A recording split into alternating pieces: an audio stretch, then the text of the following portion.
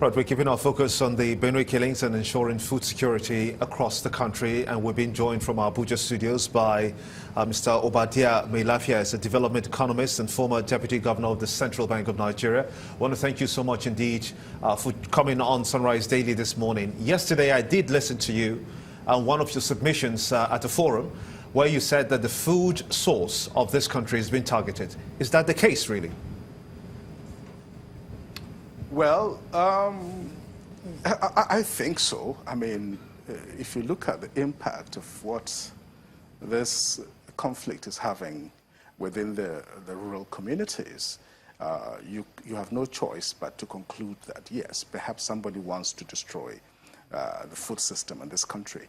And the easiest way to destroy a country is to undermine its food security system, destroy the networks of rural agricultural production, both crop production as well as livestock production, and then you have a very dangerous cocktail.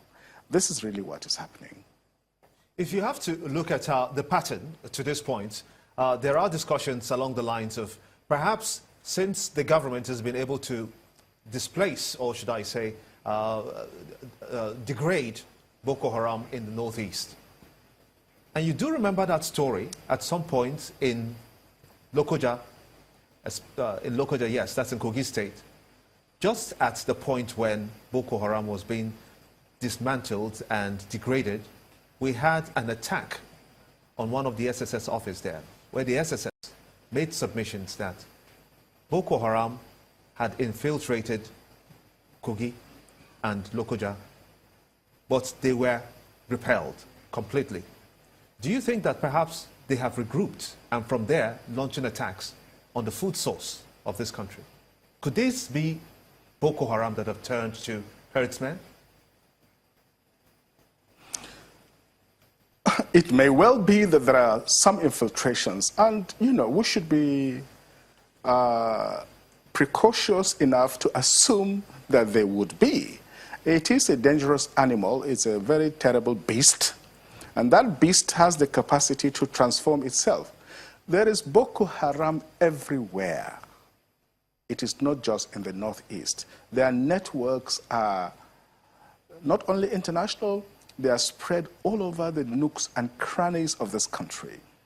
But I think that the herdsman problem has been ongoing for quite a while. And I think that Boko Haram, after being defeated in the northeast, might want to hide under the banner of the herdsman's issue. But what is this Boko Haram? I see it as a global conspiracy against Nigeria. You see the way that they operated with very sophisticated weapons, who was financing them, who was funding them. In fact, they humiliated our military so many times. You can imagine the great Nigerian army that were respected by the United Nations, respected by the whole world. They were running like I'm sorry to use that expression, they were running like women, and helter-skelter and hiding, dropping their guns and running. Why? Because some world powers were using satellite technology to monitor the movement of our troops and to inform Boko Haram precisely where they are, and they just come and ambush them and slaughter them like chickens. This went on. It was a public humiliation. It was a collective humiliation for our country. These same international forces are also using the Fulanis. Look, there are people who prophesied that Nigeria will disintegrate in 2015. Unfortunately, or fortunately for us, their dream and their wicked prophecies did not come true. I foresee a situation whereby they could use the Fulanis, because these are very sophisticated international powers. They know Nigeria, that the strength of Nigeria is our rural agriculture, which is the occupation of about almost 70% of our population. So if they can undermine it, they are sure to have the capacity to destroy our country, which, by the grace of God, will not happen. So before we start killing one another, hunting down Fulanis everywhere, killing ourselves, and please let us give peace a chance. I appeal to the whole country, let us be calm.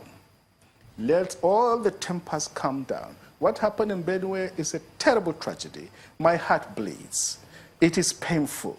But please, before we carry our guns and start hunting Fulanis, let's give peace a chance. Let us calm down. Let us also prayerfully reflect and understand that we are all human beings. We are all Nigerians. If you believe that this is... find peaceful and constructive solutions to this crisis. If you believe that this is powers that be international powers that are orchestrating this level of mayhem in Nigeria, what must the government do? Well, I'm afraid that the government has not lived up to expectations. The first duty of government is to preserve the common peace. That is the most elementary duty of civil government, from Aristotle and Plato to Mohammed Sultan Bello. That has been the foundations in all African systems of rulership. The first law of government is to preserve the common peace and the security of lives and properties of citizens. When murders and genocides are taking place on this scale, then it means that our government is not doing much. Now, I'm not a conspiracy theorist, but when I say international forces are behind this, you are a very competent journalist, highly respected, Ken. Tell me, have you heard anybody internationally speaking about this problem? Have you heard one person from the international community, an ambassador, a foreign minister? The EU is silent. The American government is silent. The British government is silent. When killings are taking place on this genocidal scale in our country, the killings, the displacements, the havoc wreaked by these Fulani atrocities are worse than that of Boko Haram. And yet the whole world is silent. It is a shame that we have lost our conscience. Although we did hear the United Nations representative in Nigeria at that burial did make mention and condemn those killings. But looking at the way forward now, do you, for instance, see that if we have an aggregation of the kinds of forces that we have in Benue State, side by side the anti-open grazing bill, which the governor says that there's no going back on, do you think that that is what is needed, or do you feel that the problem we have at hand is bigger than the anti-open grazing bill law? It's a much bigger problem. It's a much bigger problem. But, well, our constitution gives every state governor the right and the prerogative to make laws for the good governance of his state. That is the constitution. And I think there's been such a law in Ekiti State by Governor Fayose and others and so on. Taraba is considering it. We cannot deny those states their constitutional rights, but the problem is a much bigger one. I said that I suspected international conspiracy, but also there are objective scientific issues as well. Climate change, the growth pull factors. Many of these Fulanis come from other countries. Does it mean that every Fulani from the whole of Africa is the responsibility of Nigeria? Why are we not having these problems in Guinea, where they originally came from? I was in Guinea in August last year. I spent quite some time actually consulting for the UN in Guinea, in Conakry. That is the origin of the Fulani. They come from Futa Jalon in Upper Guinea. And their second home is Futa Toro in Senegal. This is really their homelands. Now, a lot of them come here every year. Does it mean that all of the Fulanis of the world are the responsibility of Nigeria? I don't think so. The ECOWAS protocol allows people to come in here for 3 months. After that, they may either apply to become residents or they must go back to where they come from. We've not had that problem in Guinea, where there's their original home. We've not had that problem in Mali. We've not had that problem in even neighboring Niger here. Not even to talk of Cameroon, why is it only in Nigeria that we are seeing killings of this scale? So there's a problem. And of course, let's also agree there's been a neglect of the Fulani. They've been neglected. The issue might not be subsidies. Can we afford subsidies? The EU provides €1 subsidy per cow, but because they have a common agricultural policy in the EU, and a major factor is subsidy to farmers, including livestock farmers.